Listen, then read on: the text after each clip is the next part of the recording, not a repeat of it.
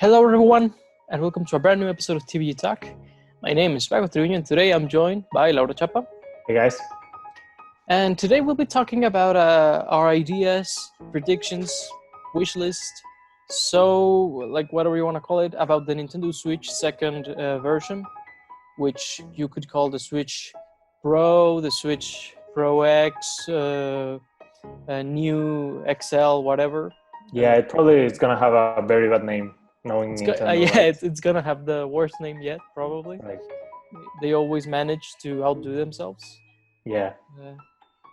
But yeah, we'll be discussing that. And so, Laura, why don't we start with you? The first feature or characteristic do you think this second generation Switch might have? Right. I think one of the worst things about the Switch, being more of a handheld console and giving you the idea to take it on the go and play it anywhere, is the Wi-Fi range. All of my devices, being a tablet, a computer, even my Nintendo 3DS, all of them get much better Wi-Fi range than the Switch. The Switch, you need to be really close to your Wi-Fi router or being connected by Ethernet, of course. So the first thing I would want to see them do better on the Switch Pro is a Wi-Fi range. I think that's one of the most important components from your Switch, and seeing an upgrade in that will be really cool. Yeah, I think that I haven't had that much of an issue with the Switch myself, but I do know that it's a common issue. So yeah, if they can fix the Wi-Fi signal, that'd be great. Especially like you said, for a mobile device, it's like a fairly basic characteristic, especially since out of the box it doesn't have like a LAN adapter or anything. It's something to buy by itself. So yeah, I think that's an important one. Mm-hmm. And well, I'll commence with one of my first.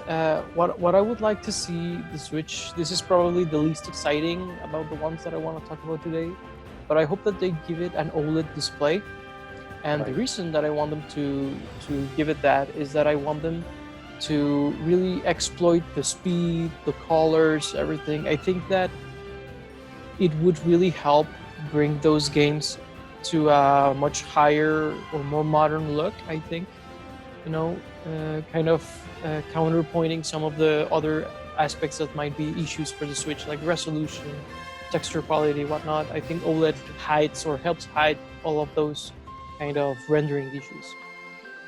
Yeah, the Switch has some beautiful games, and an OLED screen would benefit them fantastically, from Breath of the Wild to Smash Bros. To Link's Awakening Remake, even some games that struggle with the Switch, like Xenoblade Chronicles 2, they have really distinct art styles and looks to them that looking them through an OLED screen would be fantastic. Yeah, absolutely. I think that it's surprisingly transformative, OLED, in my experience. Yeah. It really helps bring those games up. And so, yeah, what's your next prediction? Speaking about, you said that the Switch doesn't come with an Ethernet port out of the box. I would want an upgrade to the dock. I feel that the dock is a bit flimsy. Like, if you kind of just grab the front part a little, you can sort of bend it a bit, and that worries me a lot. Of course, I want that Ethernet port out of the box. It's ridiculous that it doesn't have it. Maybe more USB-C 3 ports and things of that nature. Yeah, I think that the dock is an area where they could really bring it to the next generation, so to speak. And yeah, the LAN adapter is something that it's kind of weird that it doesn't have it. Yeah. I bought one, but it was kind of like, why do I need to buy this? I don't have to buy this for any other thing. Right. So yeah, the dock, the LAN adapter is one. You were mentioning USB 3, but I think that even more than USB 3, USB-C in general. Sure. I think that the charger should now be USB-C to USB-C. and to have them be, across the board the same thing. I think that would help a lot. Maybe keep 2 USB Bs, I think that they're called, the square ones, The regular ones. rectangles. I think that they should keep some of those for certain controllers that already exist. But Right. yeah, for the most part, I think that they need to help it be a little bit more modern. I think so. Yeah. And so, speaking of more modern things, I think that in terms of the specs that the Switch should aim for, I think that on the visual sense, it should go for an up-res, both on TV mode and on handheld mode. I think that the handheld would benefit a lot from targeting 1080p, especially if they're planning to make the screen a little bit bigger. I think that 720p is already pushing it at the size that it has. So if it's gonna be any bigger, that screen, it has to be 1080p. But even if it remains relatively the same, I think that it would be a very beneficial upgrade.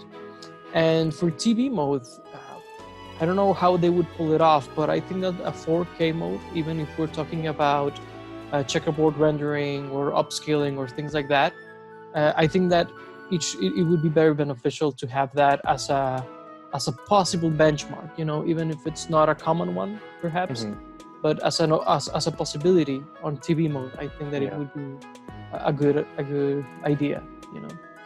Now, do you think both of those things are possible? Like, one, a bigger Switch. Like, do you think it's going to happen? And 4K also, do you think it's going to happen? So, I think that if it's bigger, it has to have a higher resolution on the handheld. Right. If we're talking about the screen, Yes. I think that reducing any more the pixel density of that screen is like really pushing it today. So what I would suggest is that it's bigger, because that way you can have that bigger screen and have the more room for heat and all of that. And yeah, you get all the benefits of the larger screen, the better heat management. And in terms of the 4K, I think that it would be really difficult, especially from so this is something that let's kind of include, I suppose, but a storage would be a very big issue for 4K. So I think that the Switch should be at the very least targeting 128 gigabytes of internal memory. Yeah. At the very least. Easily. I think that the current one is 32 gigs. That's nothing, They got away with it on the Wii U because the Wii U had very little installs. Games were very light, but the Switch is getting a lot of 20 gigs, 30 gigs games. Yeah. Like an SD is a necessity. So I think that at the very least 128, but more optimistically, it would be maybe half a terabyte, like 512 gigs. I think that it would be the more appropriate one. And allow us to have like for example, if 4K is only for TV mode, maybe allow us to put an SSD on the dock and for it to connect via USB-C to the Switch, and maybe there have this extra data for the 4K textures and all of that, and be able to play like that, and maybe have like a terabyte, 2 terabytes for it to be able to really get your money's worth, so to speak, of that system. Sure. But yeah, storage is another one that I think the Switch really struggles with. Yeah. I mean, I hooked mine with a 400 gigs SSD. I mean micro SD. And it was very expensive. It was more expensive than the 5 terabytes that I have on my other systems. And it's less than it's nothing. So yeah, I think that that's something they do have to address, with a hardware revision. Especially for a console that they pretend for you to take on the go and things like that. Right. I don't know if they should replace the flash memory with something like an M2, because I think that would drive up the price a little too much. Sure. with all the. But I mean, it is a like premium console, right? So I don't think that we should be expecting it to not be that much expensive. Well, it depends how you see it, because if you see it Right. as a generation extender, like the PS4 Pro and the Xbox One X were, they were kind of premium, but at the same time, they were more than, you like it or not, they helped extend the generation a little bit. Sure. To be able to compete a little bit more with the PC space.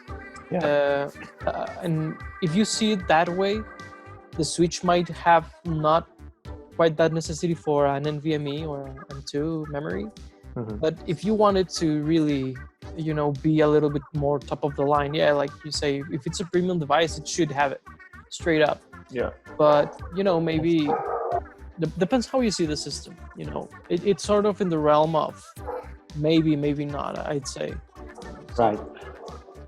In my opinion, I think it needs to be more of a premium console, because I don't think that the Switch really competes with PS5 and Xbox Series X, because by the time we get a Switch Pro, those are the consoles that it would be competing with, quote unquote. But yeah, I don't really think that they're competing with them. So I think that the more of a premium approach would be a better way to go. So I don't think it's quite competing. Like, people say it's competing, it's not competing. It's coexisting, because definitely. You weren't saying that the 3DS was competing with PS4, or the PS3. I mean, it wasn't getting the same games. But that's what I was getting to. I think that if the Switch wants to keep getting the same games, it does need a hardware revision to really incentivize that better performance. Because I think that the better Switch can be a pull to also give games to the current Switch, maybe 3 years down the line. Like, okay, we can expect this performance on the Switch Pro or whatever. And, we'll give this to the regular Switch. To the regular one, But that was the exciting one. That was the one where people, maybe developers, were excited to kind of bring that game there, Yeah, like the main one, and then for the regular Switch, they compromised the game in some way. Yeah, that's the way I think that they would handle it. Yeah. And I think that it's possible. It's just kind of read a little bit what Nintendo does with the Switch, because they're kind of weird. They either completely replace the previous one, like with the Game Boy Color, or never quite embrace the new one, like the new 3DS. I think that those two examples are very good to, like the extremes of it, where one was completely replaced and the other one never quite. So it's interesting to see, and it all depends how far they go with this with the second Switch. It really. I think it's also gonna depend how much people embrace it and how much people like really see a necessity in buying it, because I think this holiday the Switch sales are gonna blast off. So when the Switch Pro gets here, it's gonna be more of a you getting your second Switch instead of like getting your first one. So I think that it's gonna depend a lot of if Switch owners, Nintendo fans or whatever, get this new one to replace their current one, or they don't. Right, or they don't. I think that is something that will be instrumental to that is to see the killer app, Yeah. And funnily enough, the killer app of the second Switch is speculated to be Breath of the Wild 2, which the Switch had the first one, and now it's Zelda always selling the consoles, I guess. Of course. For a while now, but yeah, I think that if people can see that upgrade and think that it's substantial enough, they'll go for it. Especially if it addresses some of the most important complaints. You were talking about Wi-Fi, about LAN. I think that another important one are the Joy-Cons. I think that it would be important for them to redesign the Joy-Cons to some degree. Not completely replace the current ones, but do a substantial change, substantial enough for them to be more comfortable. Right. Have a version with a D-pad, maybe have some with more traditional joysticks, maybe at the expense of portability, who knows, but have that option and not have it be this third-party licensed incomplete product, have it be like the flagship thing for the Pro. Yeah, I would really love that, because to me, Joy-Cons are never really an option unless I need them, like I'm playing with friends and there's not enough controllers, or the game requires the Joy-Cons for some reason. So I'm always drawn to a Pro controller, but if they make the Joy-Cons better, I'll be happy to play with them. One of the greatest problems I have is with the bumpers and the triggers. I think that they're way too close together and kind of small. So if they could address all the things you said, maybe get one with a D-pad, maybe get more space in between those and make them bigger, have them have regular joysticks. I will be interested in seeing what they do with those.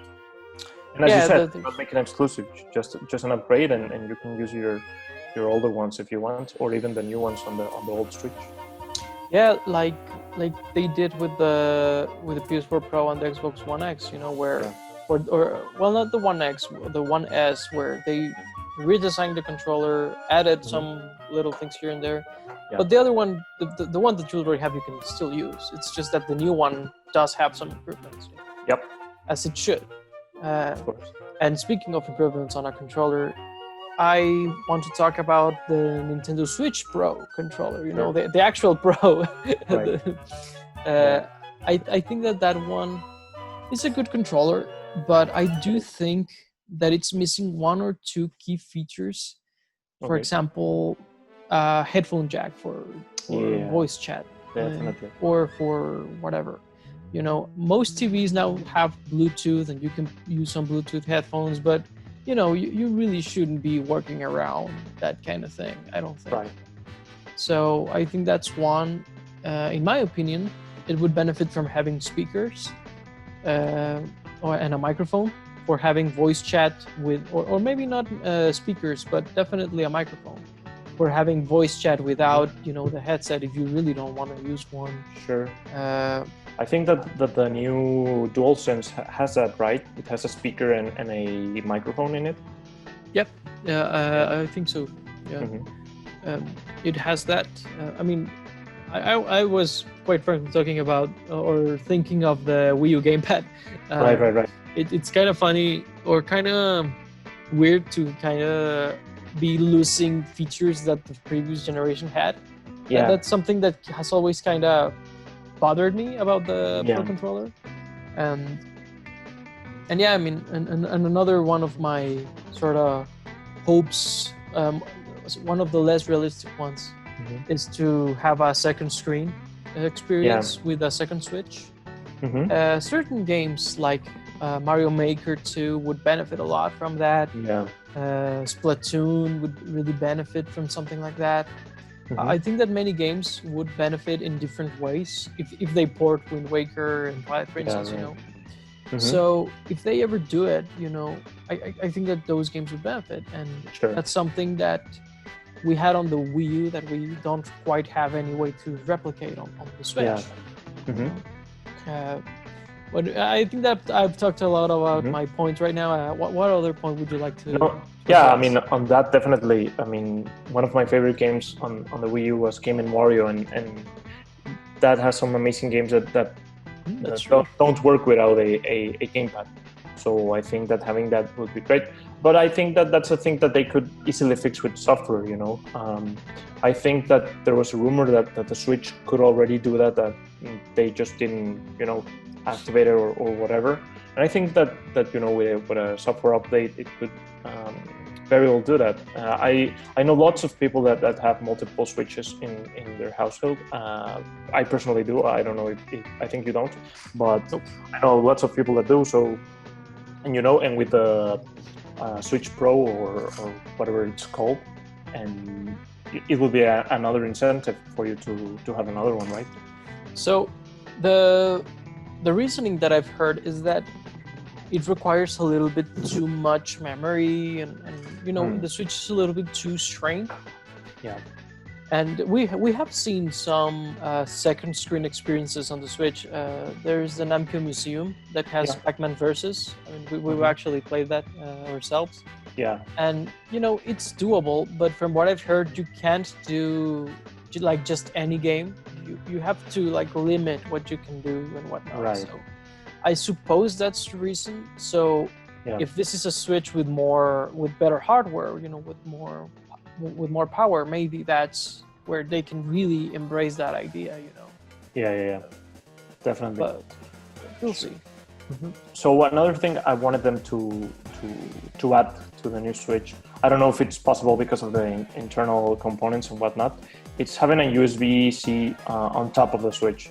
Because when you're playing in tabletop mode, you cannot charge the Switch, and that is kind of ridiculous. You know, I know that there's an quote-unquote easy fix, and that is just to buy a stand and charge it that way. I personally have one, and before that I would do a dumb thing and like have the Switch on top of something and like having flying the port and then connected it and living to the limits.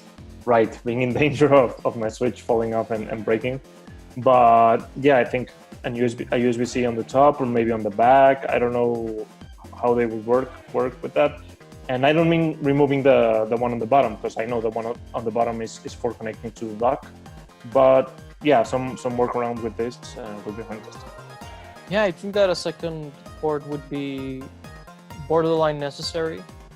And I also think it's necessary for other things, like maybe a portable hard drive, a portable, you know, whatever it is, you know, it would be great to have something like that. Yeah, to maybe connect your GameCube controllers with a port, like an USB-C to USB and then to your GameCube adapter.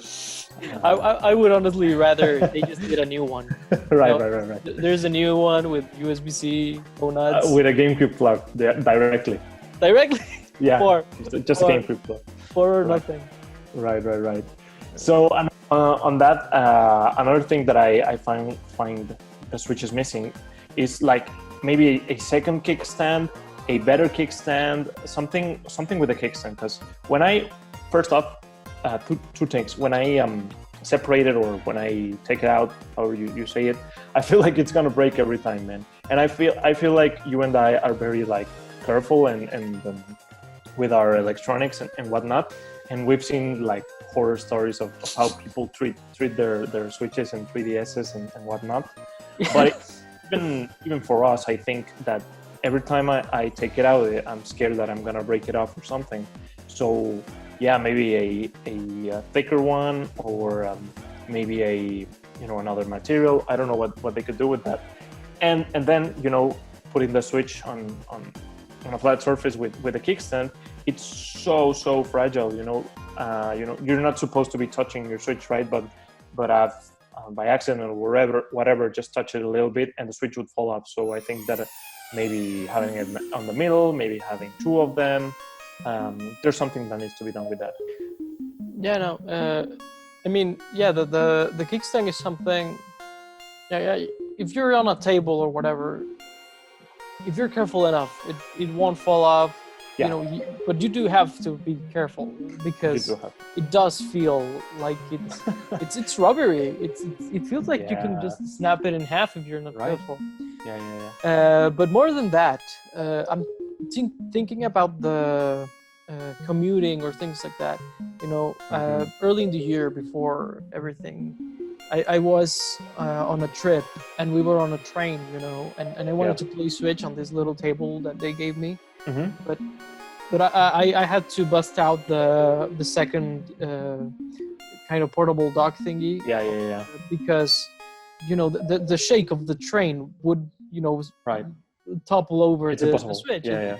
It doesn't work as intended. And that's just like a real situation where that kickstand becomes useless.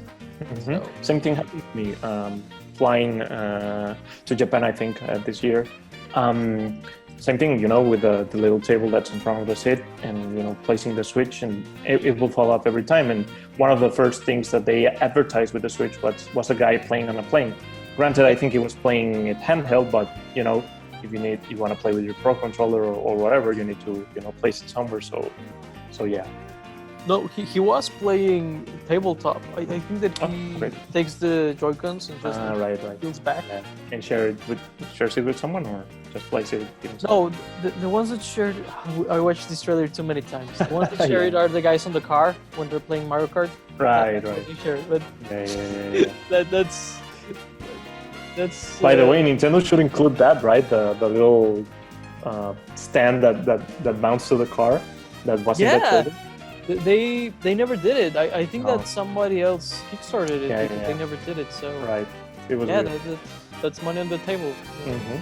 That's money on the table. The new Switch should have this thing that, you know, just like those like the old cables for TVs, the analog signal.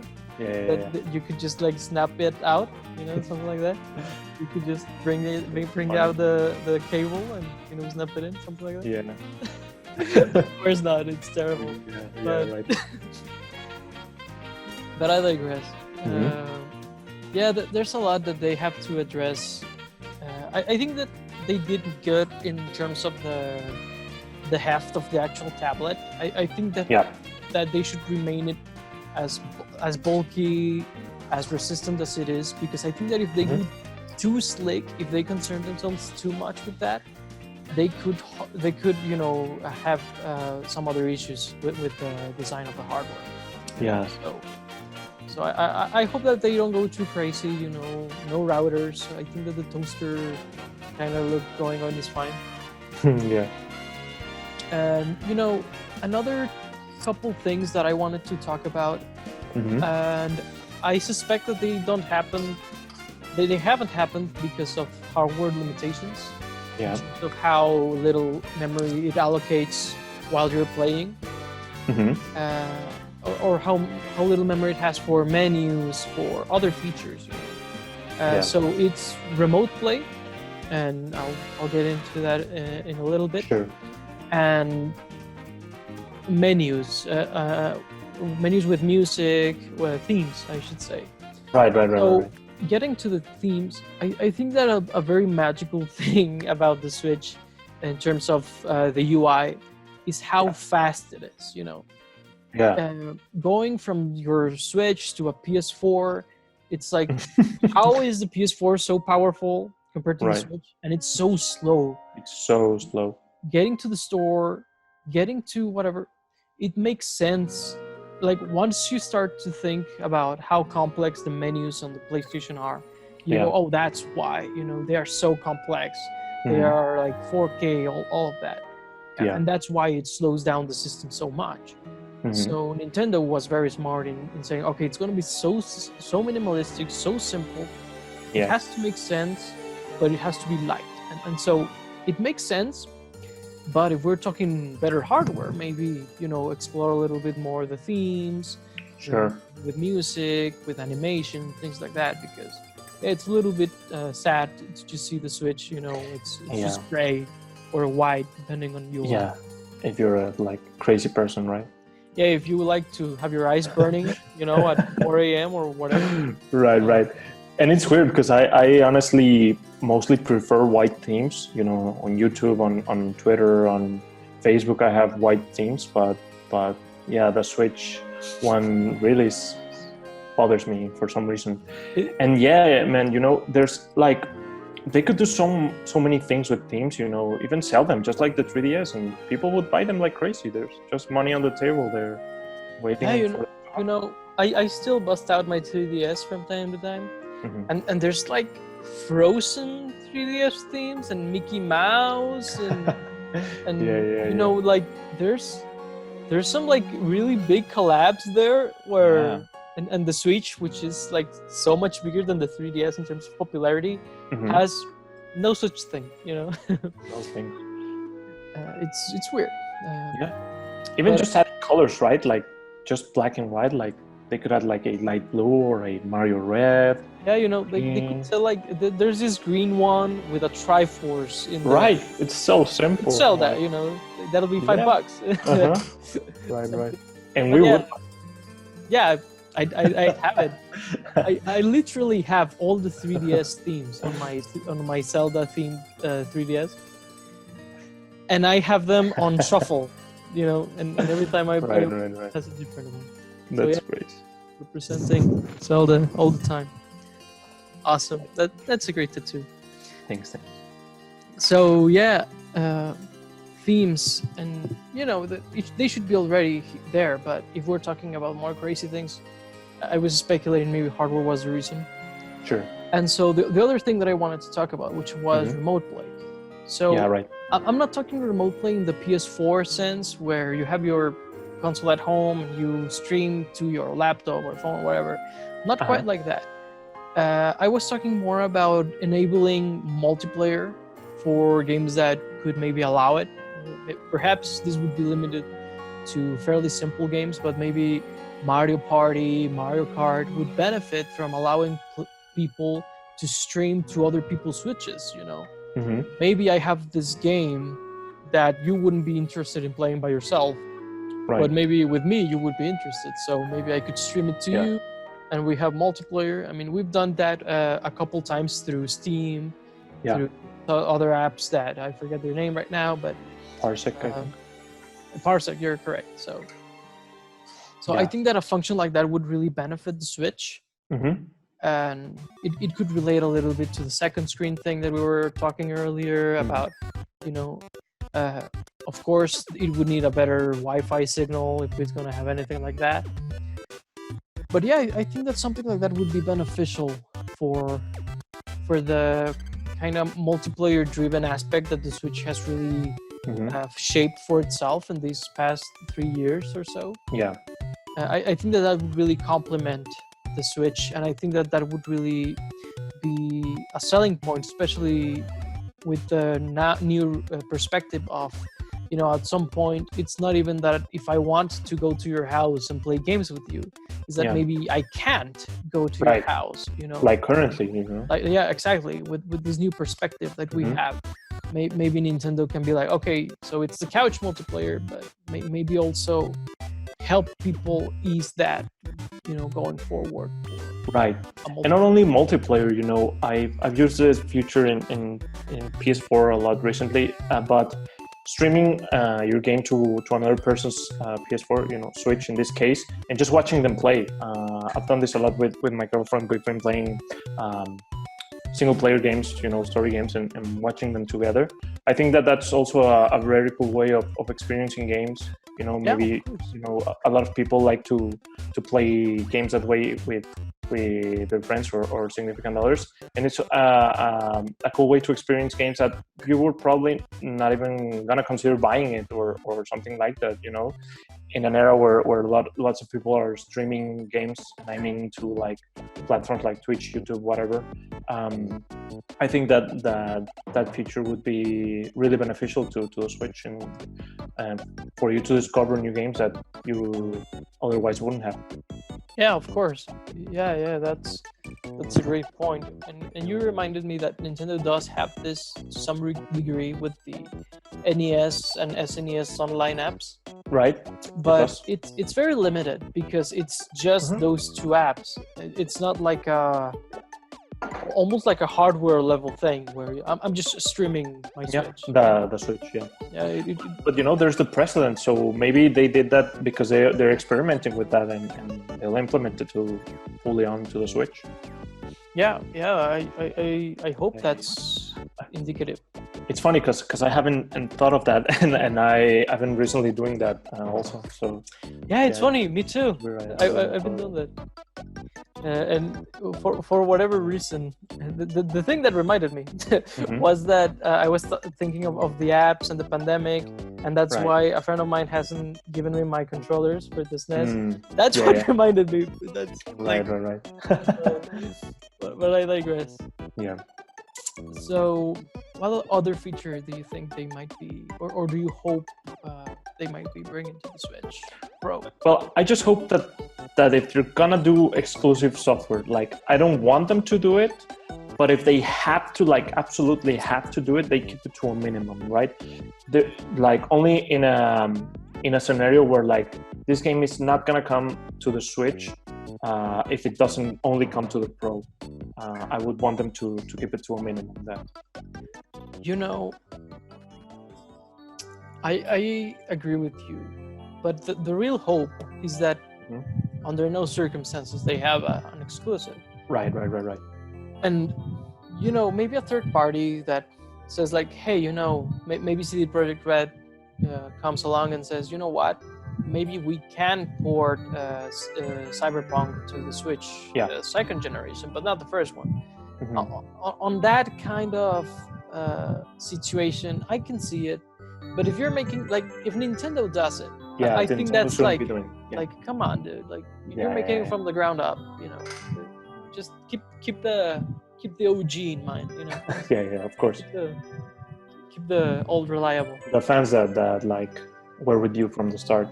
Exactly.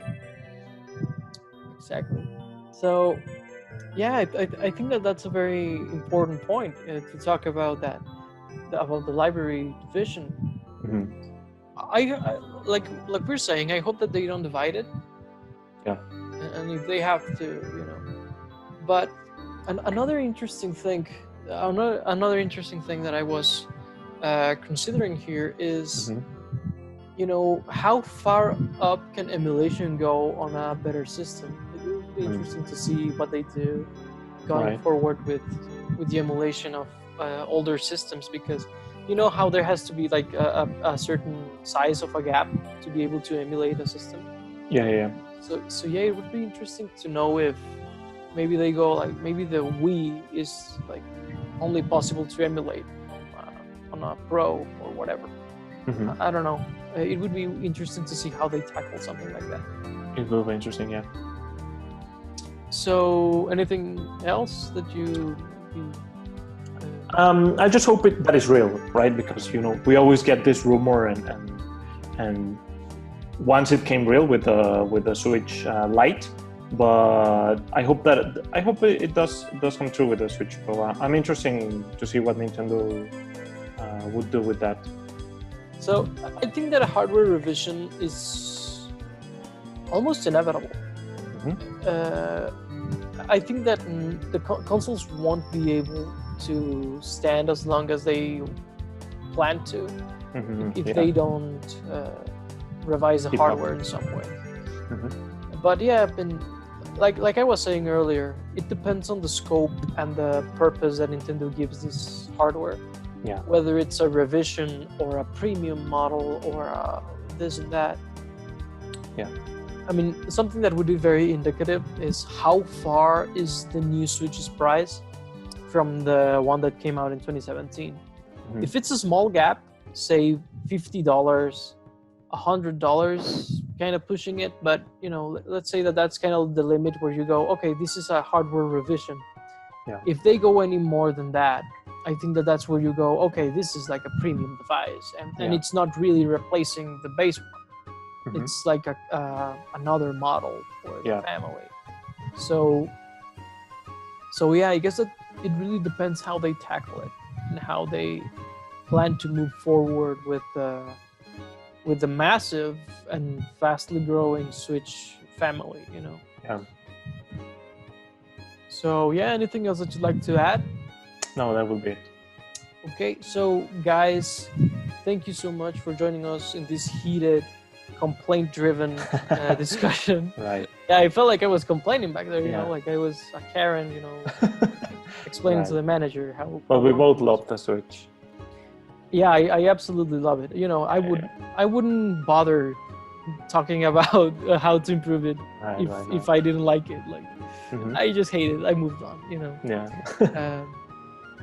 So yeah, a very important thing that we want to ask from you guys is to ask for your opinion. You know, what do you think the Switch that it has been rumored might be like?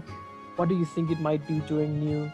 If we were going overboard with some of our predictions and wish list kind of thing, I think that this is a very interesting discussion to have, because I think that this is the way that Nintendo knows what people want. You know, when we talk it about between ourselves, what do we like, what do we dislike, and so, you know, without anything else to add, I'd like to thank you so much for watching, you guys. You know, subscribe for more if you like this video, like it, and all of that. And this is Paco Trevino. Thank you so much for joining us. I was joined today by Laura Chapa. Thanks for listening, guys. Until next time, bye bye, guys.